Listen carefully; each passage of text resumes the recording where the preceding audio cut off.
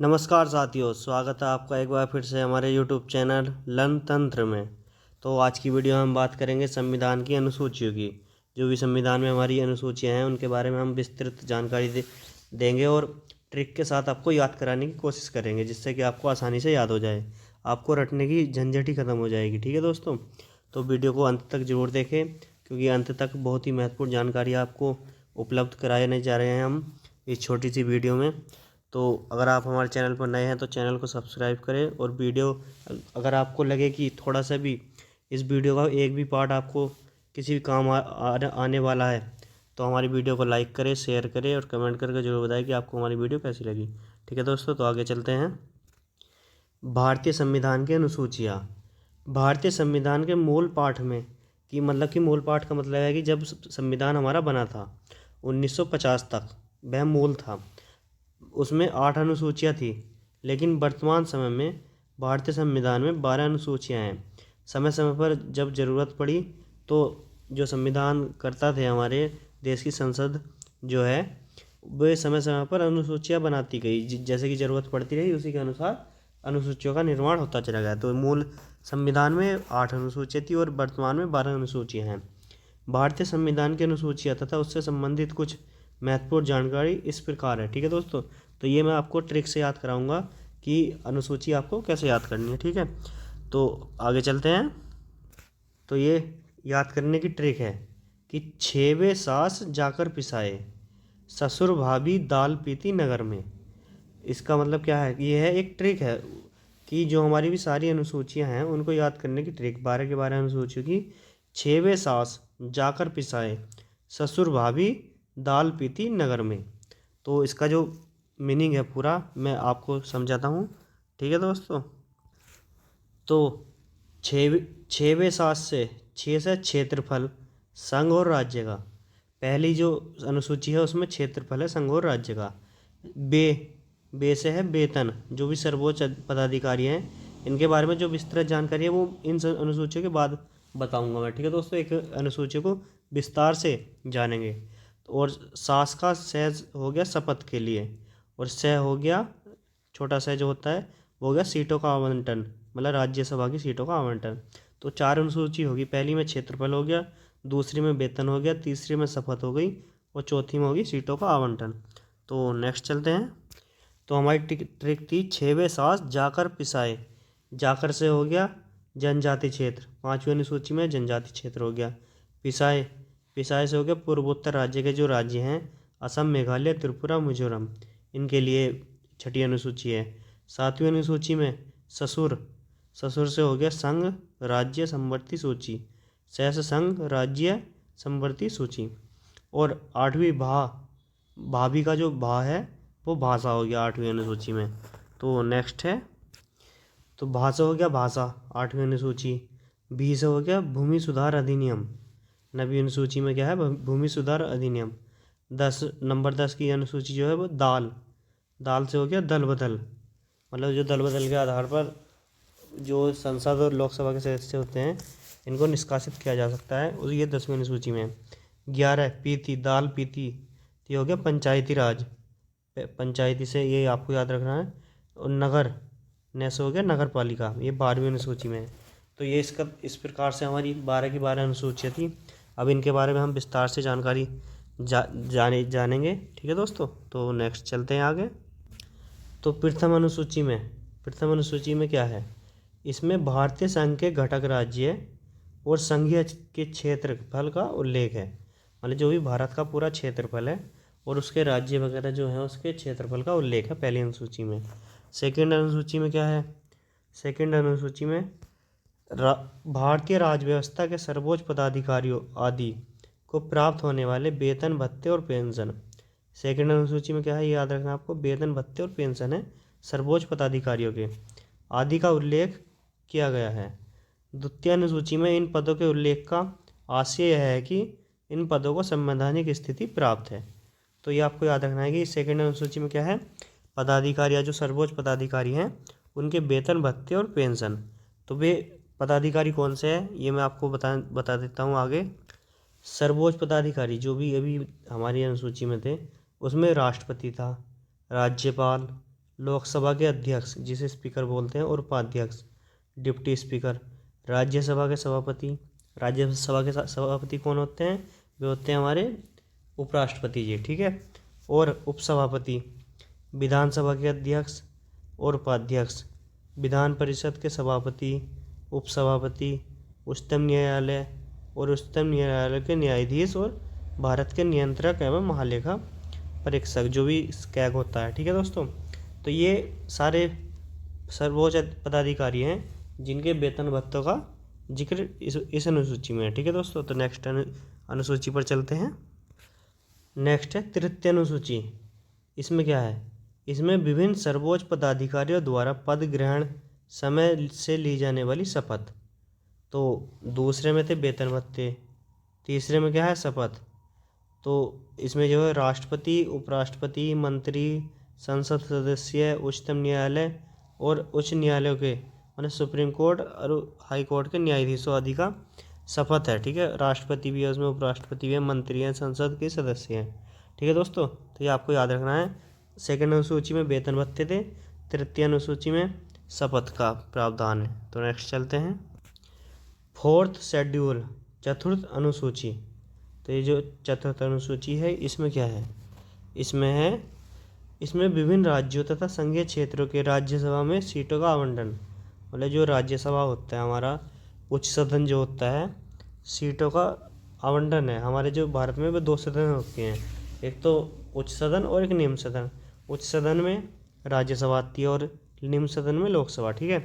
तो सीटों का आवंटन है राज्यसभा की कि किस राज्य को कितनी सीटें दी जानी है या किस यूटी को कितनी सीटें दी जानी है, ठीक है दोस्तों। तो नेक्स्ट अनुसूची पर चलते हैं। नेक्स्ट है 5वीं अनुसूची। इसमें क्या है, इसमें विभिन्न अनुसूचित जातियों जो SC वर्ग आता है अपना और अनुसूचित जनजातियों जो ST आता है, ठीक है दोस्तों, के प्रशासन और नियंत्रण के बारे में उल्लेख दिया गया है।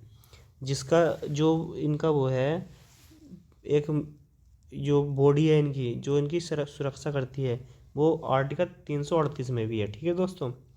तो इसमें SC और ST के प्रशासन और नियंत्रण के बारे में उल्लेख है 5वीं अनुसूची में। तो आगे चलते हैं हम। नेक्स्ट है 6ठी अनुसूची, 6th शेड्यूल। तो इसमें क्या है, 6th शेड्यूल में क्या है हमारा, इसमें असम, मेघालय, त्रिपुरा और मिजोरम ये जो 4 राज्य हैं इनके राज्यों के जनजाति क्षेत्रों के प्रशासन के बारे में प्रावधान है। मतलब कि जो 6ठी अनुसूची है इसमें जो है ना असम, मेघालय और त्रिपुरा और मिजोरम के जो वहाँ पर जनजातियाँ पाई जाती हैं, जैसे कि खासी हो गई, गारो हो गई, ये जो जनजातियाँ हैं इनके जो प्रशासन करता है उसके बारे में प्रावधान है। नेक्स्ट है 7th शेड्यूल, 7वीं अनुसूची। इसमें क्या है, इसमें है केंद्र और राज्यों के बीच शक्तियों के बंटवारे, जो मतलब केंद्र और राज्य के बीच में शक्तियों का बंटवारा है उसके अंतर्गत 3 सूचियाँ दी गई हैं। मतलब इस 7वीं अनुसूची में भी 3 सूचियाँ दी गई हैं। पहली है संघ सूची, दूसरी है राज्य सूची और तीसरी है समवर्ती सूची, ठीक है। तो कितनी प्रकार की सूचियाँ होती हैं, ये होती हैं 3 प्रकार की सूची। पहली संघ सूची, राज्य सूची और समवर्ती सूची, ये 7वीं अनुसूची में है। तो नेक्स्ट चलते हैं। अब इन तीनों जो सूचियाँ हैं, ये संघ सूची, राज्य सूची और समवर्ती सूची, इनके बारे में विस्तृत से जानकारी लेते हैं, ठीक है दोस्तों। तो नेक्स्ट चलते हैं। संघ सूची, इस सूची में पहले 97 विषय थे, वर्तमान में 100 विषय हैं, 3 विषय बढ़ा दिए हैं। डाक, बीमा, बैंक, संचार, युद्ध, शांति, अंतर्राष्ट्रीय संबंध, विदेशी मामले, संधि समझौते, सेना, रेलवे, नागरिकता, जनगणना, आयकर, निगम कर आदि प्रमुख विषय हैं, ठीक है दोस्तों।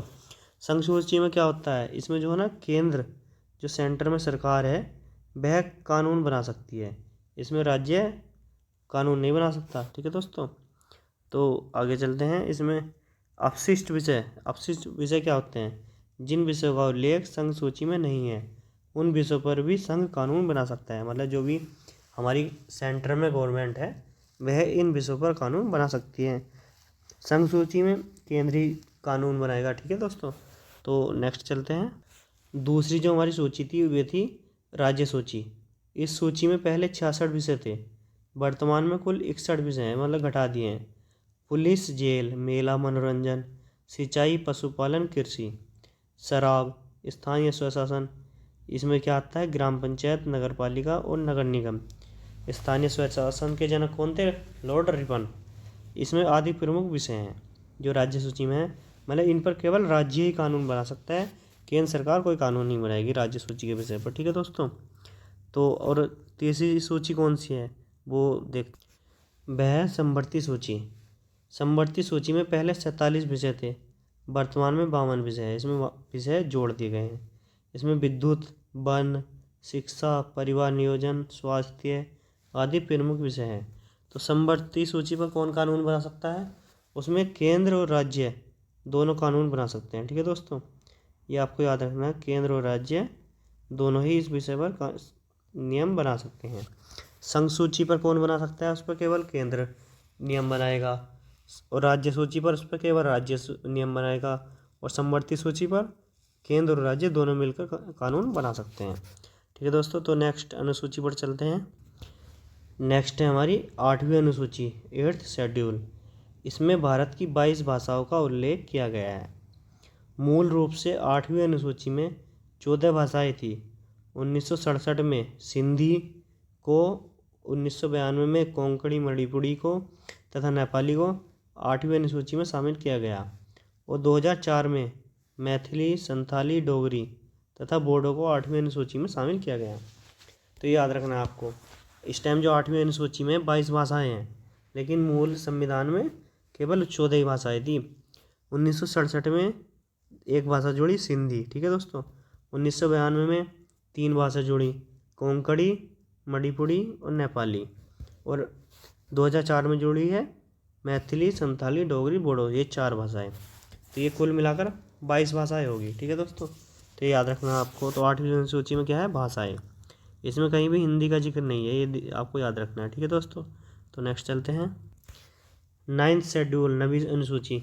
जो हमारे मूल संविधान में केवल 8 ही अनुसूची थी, ये जो 9वीं, 10वीं, 11वीं, 12वीं जो अनुसूची जुड़ी हैं, ये संविधान संशोधन के द्वारा जुड़ी हैं। संविधान में यह अनुसूची प्रथम संविधान संशोधन जो 1951 में हुआ था उसके द्वारा जोड़ी गई थी। ठीक है। इसके अंतर्गत राज्य द्वारा संपत्ति के अधिग्रहण की विधियों का उल्लेख किया गया है। इसमें क्या होता है? राज्य के द्वारा संपत्ति का अधिग्रहण किया जा सकता है, वह अपना संपत्ति का भाग दे भी सकता है और ले भी सकता है। ठीक है दोस्तों। इस अनुसूची में सम्मिलित विषयों को न्यायालय में चुनौती नहीं दी सकती, मतलब कि अगर इस पर कोई केस होता है तो कोर्ट में नहीं जा सकते कि आपकी जमीन हड़प रही सरकार ने, तो आप कोर्ट में नहीं जा सकते इस अनुसूची के अंतर्गत। ठीक है। वर्तमान में इस अनुसूची में 284 अधिनियम है, ये आपको याद रखना है। 9th शेड्यूल में क्या है? राज्य द्वारा संपत्ति का अधिग्रहण। ठीक है दोस्तों, ये मैं अंडरलाइन कर लेता हूँ, राज्य द्वारा संपत्ति का अधिग्रहण। और इसमें कितने अधिनियम हैं? वे हैं 284। तो नेक्स्ट चलते हैं 10वीं अनुसूची पर आगे की ओर। 10वीं अनुसूची यह संविधान में 52वें संविधान संशोधन 1985 द्वारा जोड़ी गई। तो ये 10वीं कौन से संविधान से जुड़ी? 52 अमेंडमेंट से, जो 1985 में हुआ था। इसमें दल बदल से संबंधित प्रावधानों का उल्लेख है, मतलब कि जो पहले नेता एक दूसरे की पार्टी बदल लेते थे और अपना पद उनका बना रहता था, लेकिन 1985 के बाद से, जब से 52वां संशोधन आया है, उसके बाद से अगर कोई भी बंदा अपना दल बदलता है तो उसकी जो सदस्यता है वो निरस्त कर दी जाएगी। यानी कि कोई सांसद बीजेपी में है और वह समाजवादी पार्टी में जाना चाहता है, अगर वह उस समय पर सांसद है तो उसका पद चला जाएगा अगर पार्टी में चेंज करता है तो। ठीक है दोस्तों। अगली अनुसूची है हमारी 11वीं अनुसूची। इसमें क्या है? इसमें है यह अनुसूची संविधान में 73वें संविधान संशोधन 1993 के द्वारा जोड़ी गई, जो कि 1993 में हुआ था 73 संविधान संशोधन, उसके द्वारा 11वीं अनुसूची जोड़ी गई थी। इसमें पंचायती राज संस्थानों का कार्य करने के लिए 29 विषय प्रदान किए गए थे। ठीक है। कितने विषय प्रदान किए गए? 29वें। और ये पंचायती राज दिवस कब मनाया जाता है? वह मनाया जाता है 24 अप्रैल को, ये याद रखना, आपको बहुत पूछा जाता है। ठीक है दोस्तों, आगे चलते हैं। 12वीं अनुसूची। 12वीं अनुसूची में क्या है? यह अनुसूची संविधान में 74वें संवैधानिक संशोधन 1993 के द्वारा जोड़ी गई, कब जोड़ी गई है? 74वें। इसमें शहरी क्षेत्र के स्थानीय स्वशासन, जो भी हमारे नगर निगम होते हैं और नगर पालिका होती हैं, उसका जिक्र है इसमें। इसमें 18 विषय प्रदान किए गए हैं।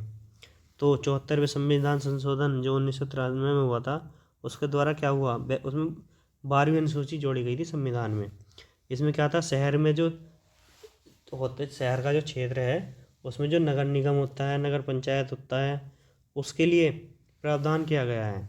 ठीक है दोस्तों, तो याद रखना है, इसमें नगर निगम और नगर पंचायत का प्रावधान है, 12वीं अनुसूची में। तो आज की वीडियो में दोस्तों केवल अनुसूची का ही जिक्र था, और मुझे लगता है कि आपको अच्छे से अनुसूची समझ में भी आ गई होंगी। तो ये हमारे चैनल का लोगो है। अगर आपको हमारी वीडियो पसंद आई हो तो वीडियो को लाइक करें, शेयर करें और कमेंट करके बताएं कि आपको हमारी वीडियो कैसी लगी।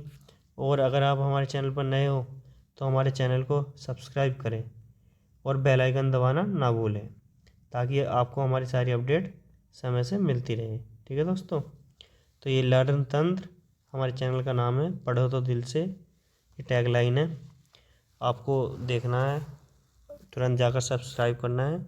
तो आज की वीडियो में दोस्तों इतना ही था। जय हिंद, जय भारत, वंदे मातरम।